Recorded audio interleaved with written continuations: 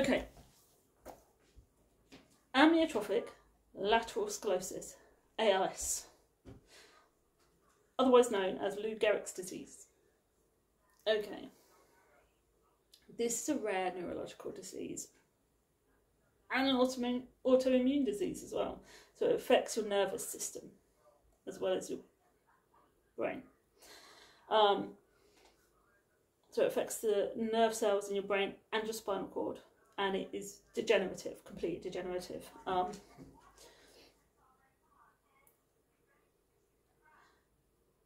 So this disease does affect your voluntary muscle movements, which is like eating, speaking, swallowing, walking, you know. It can affect anyone at any age, but it commonly affects men unless you're the older. So the older you are, the more it evens out. But it affects people with between the age of 55 and 75. So you're in like the 75 bracket, it will even out. Like the men and women will even out who it affects. Sort of anyone between like if you're closer to 55 to sort of 60 odd, it will affect more men than it will women. The closer you get to sort of 70 odd, the more it evens out. So it's sort of, yeah, it's strange, but yeah.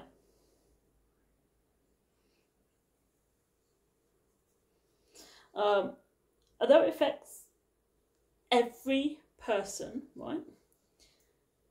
It is a fact, do not come for me, that white people and European white people are most at risk. It states it. It's a fact, do not come for me. Non-Hispanic and white. So if you are of white European and white people, so you are most at risk for ALS. I found it. It's a fact. Okay? Do not come for me. Alright? Just don't. It's a fact. White European, most at risk. Do not come for me. And if you are a military veteran, you are 1.5 to 2 times more likely to develop ALS because of the exposure to environmental toxins, lead and pesticides. But they can't say that 100% for certain. But it is. But scientifically they have kind of noticed that that seems to be the case.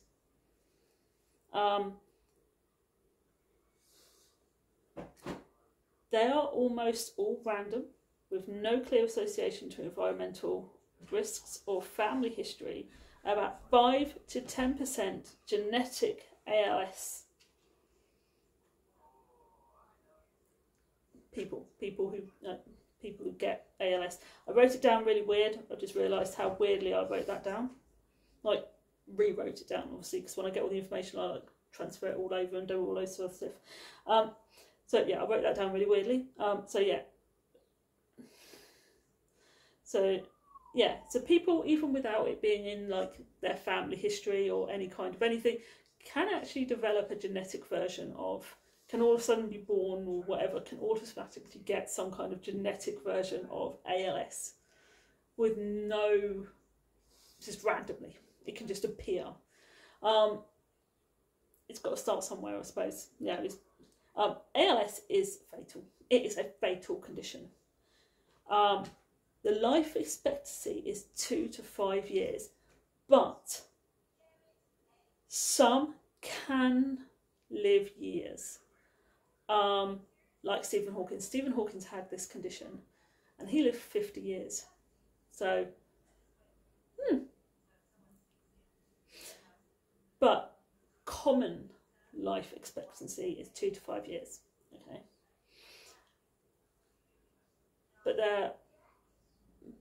But there are people with this condition who've lived 20 20 years, and Stephen Hawking managed 50. I mean, that's incredible.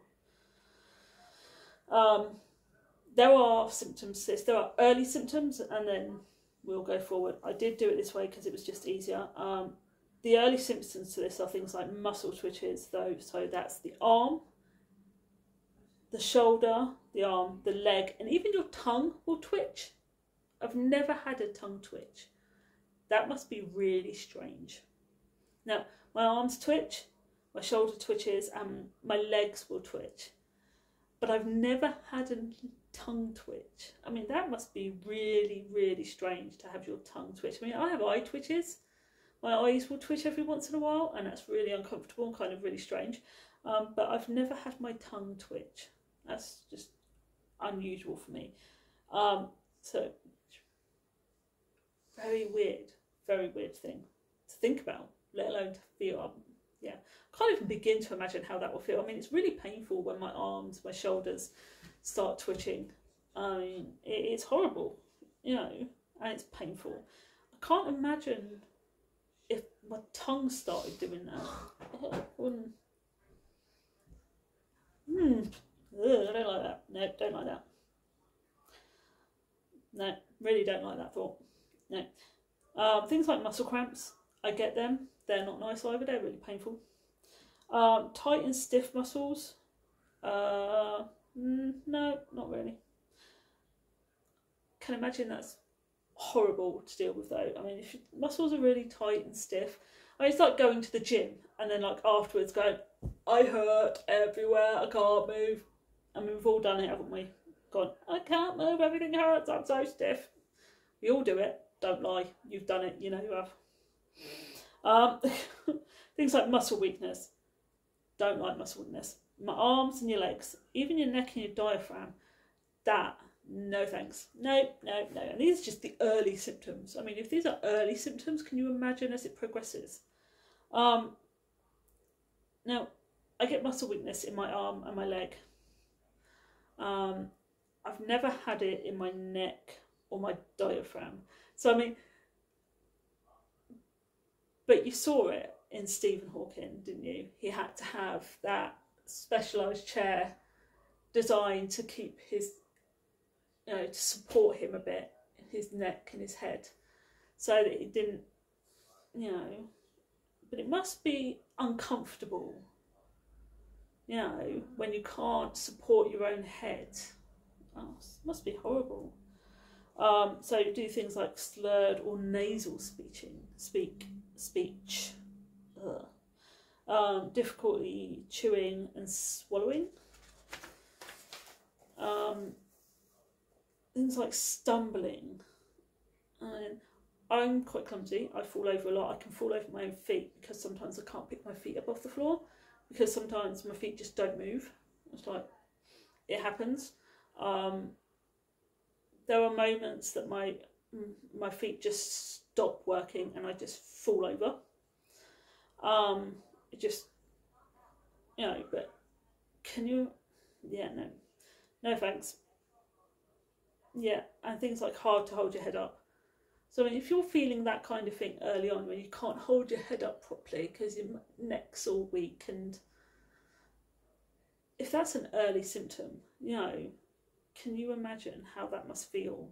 I mean, you're stumbling all over the place, you can't hold your head up, your muscles are weak and you're twitching. Can you imagine? Can you actually imagine that? I can't. That would be horrible. I mean, I have hard enough time on a really bad day trying to even stop twitching. It's horrible. And twitching on a really bad day, the twitching is really horrible and it's painful.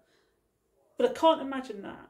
That must be hideous and make you so self-conscious, because people will look at you and they will judge you and they will side-eye you, and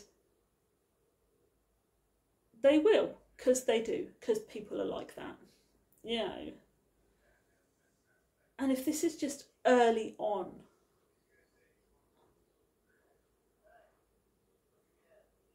you know, you can understand why people like Stephen Hawking's, you know, one of the most respected men on this planet. You can imagine how he felt, you know, early on in this condition when everything was deteriorating and he lost control of his body. Can you imagine how he felt? You know, yeah, no.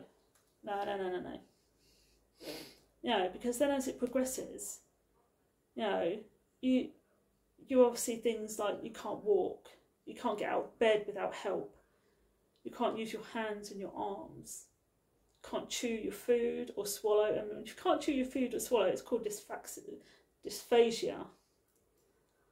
You know, and then of course you lose the ability to form your words and then speak completely. You know, and then lose the ability to breathe without a ventilator. You know, so you're constantly hooked up to a machine. I mean, I've seen those machines. I mean, no thanks.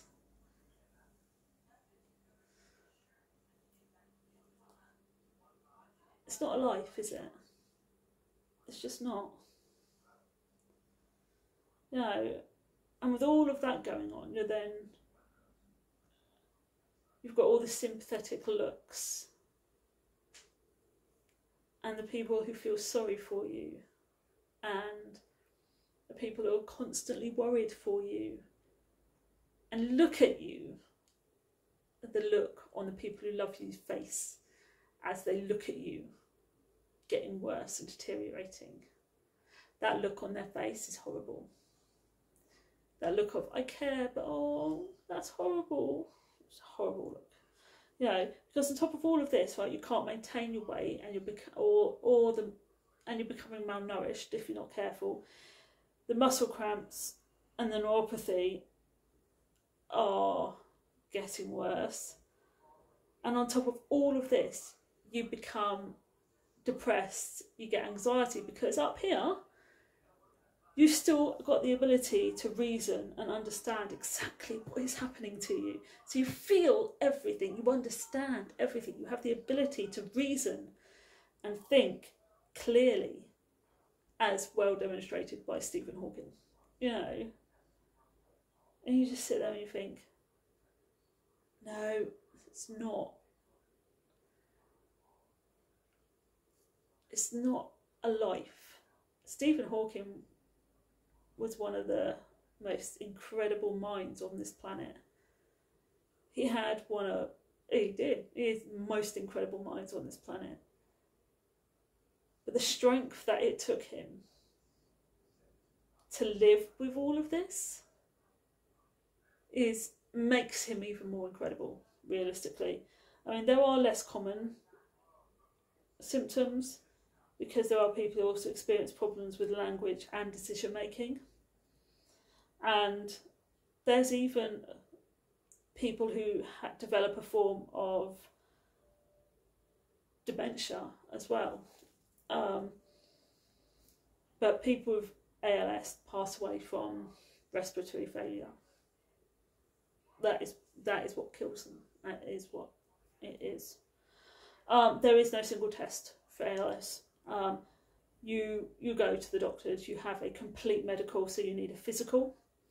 They test your reflexes, your muscle strength, and all other responses that they need to test. They will do other things regularly as well, so you'll end up doing an EMG, which is electromyography, which detects the electrical activity in your muscle fibres.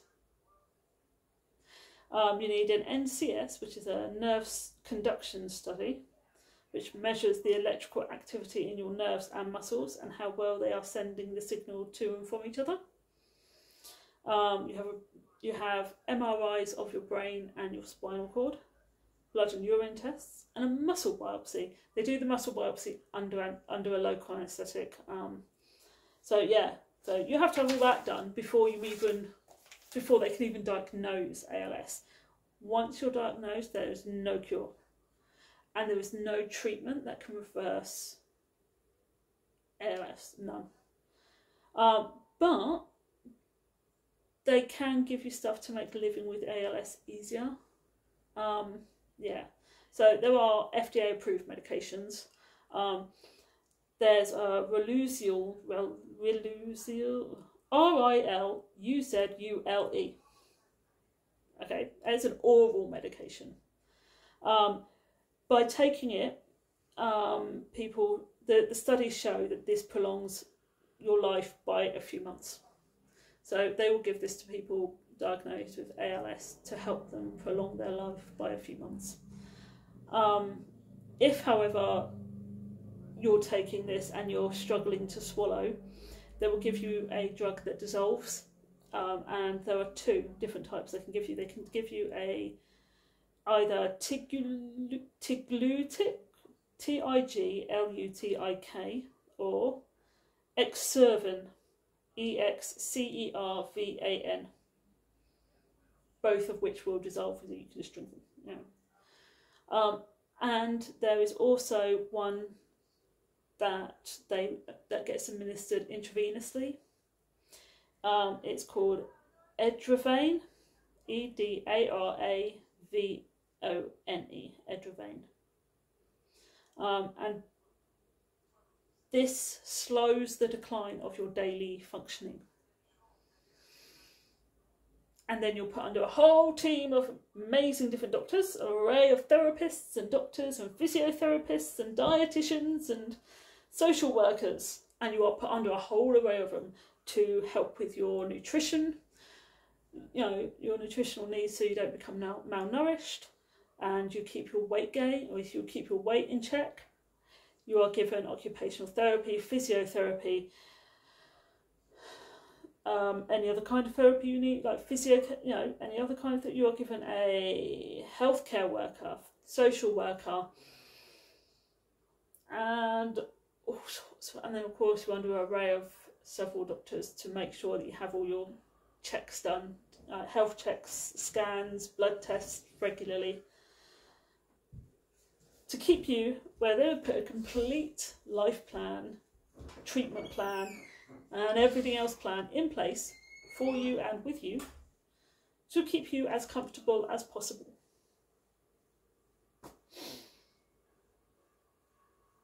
And that is all they do for you. That is all they can do for you. And although there's a lot of new research going on at the moment, I did look into it. I did have a look into the research that they're doing at the moment, and it looks kind of cool. There is a site with all the new research published onto it. It's called PubMed.com. I think it's called. Anyway, PubMed is a really good place where you can find all the research. I'm signed up for it. It's really good. Just all the research for a lot of different conditions are on there. But it is all scientific, and it gives you a lot of scientific information into all of their research. But it does tell you everything you need to know. If you wanted to sign up and have a look into it all, it is worth it if you understand all of that lot. I understand some of it. I can't understand it all. But I can't put it on here because otherwise they'll yell at me and shut me down and tell me off, and yeah, but it is worth it. I quite like that site sometimes, just to give me a bit more understanding as to how some of the research works, but I can't really use it here. So, but yeah, anyway, I'm gonna go. Yeah, I'll speak to you all later.